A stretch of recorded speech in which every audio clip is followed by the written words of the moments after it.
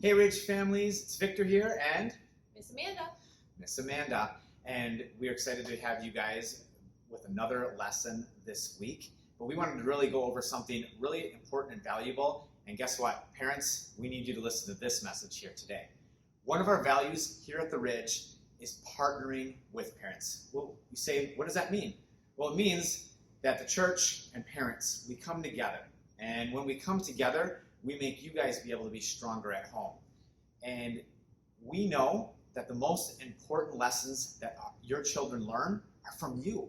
You get to spend over 3,000 hours with your kids in 1 year, where we don't even get to see them nearly as much. And so we have a little article that Amanda is just going to talk about a little bit too, just to give you an idea of how impactful you are for your kids. It's a really interesting article. It's talking about handing down faith from parents to your children. And what was really interesting for me was the concept that you guys are the most influence, have the most influence in your child's faith journey.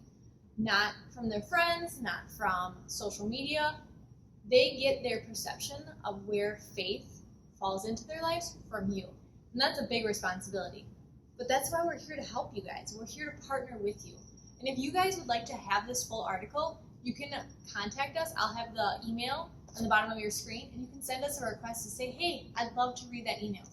It's an awesome article, and it just kind of breaks down some different steps on how you guys create the culture of faith in your house. We think it's so awesome that you get to invest in telling your kids about who Jesus is and who he can be in their lives. So enjoy your week, and kids, have a blast and keep learning new things. Have a great week.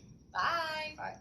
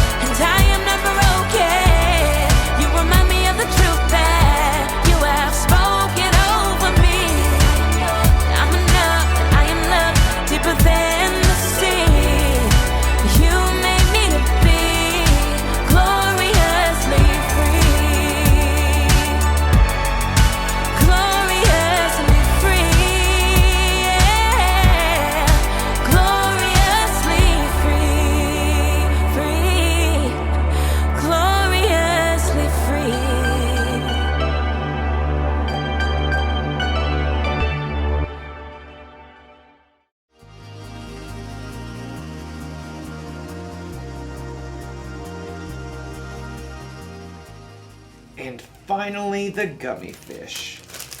That's individuality for you. Individuality is discovering who you're meant to be so you can make a difference. Here's one thing I've discovered about myself. I have a very special gift. I'm kind of an expert at finding the perfect candy combinations. For instance, everyone knows that chocolate and peanut butter goes well together. But did you know that sour worms and cherry starburst together will make your head spin? But my most favorite combination is the one I'm working on right now. I start with sour candy. Oh, I love it so much. But too much sour can be a bad thing. So, to balance it out, chocolate covered raisins. They take some of the punch out of the sour. And plus, they used to be grapes, so healthy. Then, the gummy fish. Of course, these are key because they stick to your teeth, so you know you'll be tasting them for at least another hour.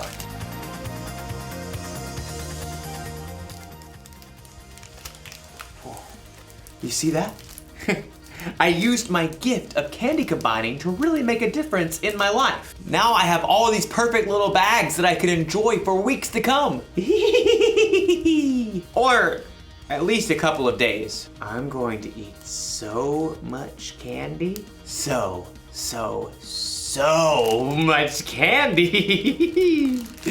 I wonder if there's a better way for me to use my gift. One that won't make me sick or cost me a fortune at the dentist. You know, our story today is about a woman named Lydia. She had a very special gift too, and we're going to learn how she used it. So much candy. I'll see you soon. The Bible. It's 66 books of history, stories, letters, and poetry that fit together to form God's one big story. The epic adventure of how He created us and loves us so much that He made a way to rescue us. As we travel through the Bible, from Genesis to Revelation, we discover people who met God and found their lives changed forever. Now, for an amazing story, inspired by the book of Acts, chapter 16, verses 13 through 15. Lydia of Thyatira was a remarkable woman. Her city was known for its craftsmen, especially those who made and sold expensive purple dye. Take a look. I use only the finest snail shells. Though most successful people in business were men, Lydia learned the craft of purple dye. And when she traveled to the Roman city of Philippi, she set up a business selling rare, expensive purple cloth. Please note, we have lilac, plum, iris, lavender, and grape fabric laid out. And over here you'll find amethyst, eggplant, and orchid. Lydia had likely been raised to believe in many false gods, but in her heart, she knew there was something more. The Jewish people believe in just one God. What if they're right? The city of Philippi had laws against bringing any unknown religion into the city. But Lydia would meet outside the city gates on the riverbank with a group of women who believed in the one true God. Love the Lord your God with all your heart and with all your soul. Love Him with all your strength. Lydia and the other women had never heard of Jesus. But as they began to seek God together, God sent a vision to someone else, the Apostle Paul, who was staying in the Greek city of Troas. Dream. It was so vivid. I saw a man standing right here begging me. He said, "Come over to Macedonia. Help us." Immediately, Paul and his friends set sail. Within a few days, they reached land and traveled to Philippi, one of the most important cities in Macedonia. So we just start by finding a synagogue of Jewish believers, right? I don't think there is a synagogue here. On the Sabbath, a day of worship, Paul and his friends went down to the river, hoping to find a place of prayer.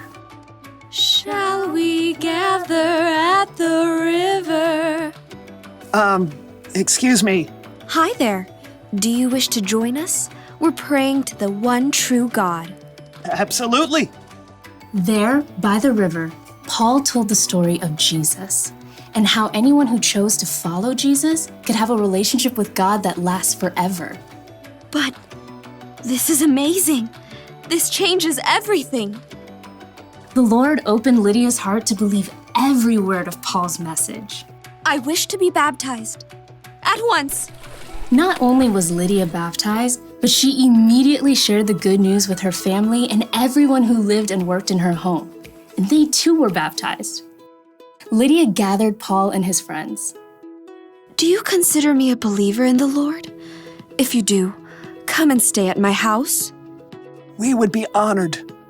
As a successful businesswoman, Lydia's house was likely large and beautiful. We must meet here from now on. Lydia did not hesitate to give everything she had to the believers in the brand new church. And when Paul and Silas were later thrown in prison and then released, they immediately returned to Lydia's home to rest and prepare before they left the city. You must be brave. Of course we will. Don't forget to write. Later, Paul did write a letter to Lydia and others in the church of Philippi, and he remembered his time spent in Lydia's home and the church there with great joy. I thank my God every time I remember you. In all my prayers for all of you, I always pray with joy. I'm happy because you have joined me in spreading the good news. God began a good work in you, and I am sure that he will carry it on until it is completed. In everything she did, Lydia continued to use her gifts to help others.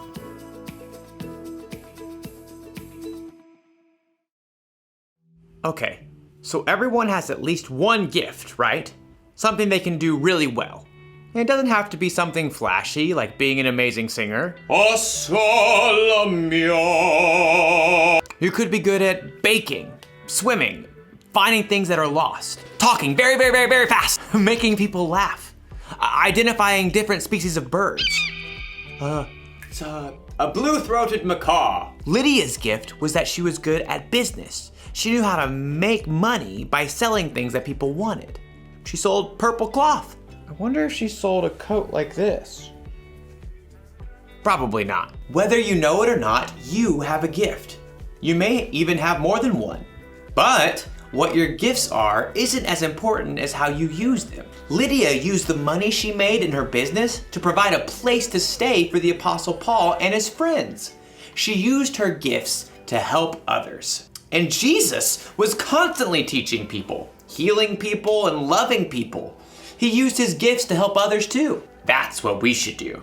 When we're good at something, we shouldn't just use it to help ourselves or to make ourselves look good. God gave us our gifts, and we should share them with other people. That's the one thing to remember today. Use your gifts to help others. So I think I'm gonna share these bags of candy instead of keeping them all to myself. And not only that, I bet I can use my gift to help other people find their favorite candy combinations. I could go into business like Lydia. Whew. This idea is making my head spin. I'll see you next time. Now, what candy goes well with Chick-a-Sticks?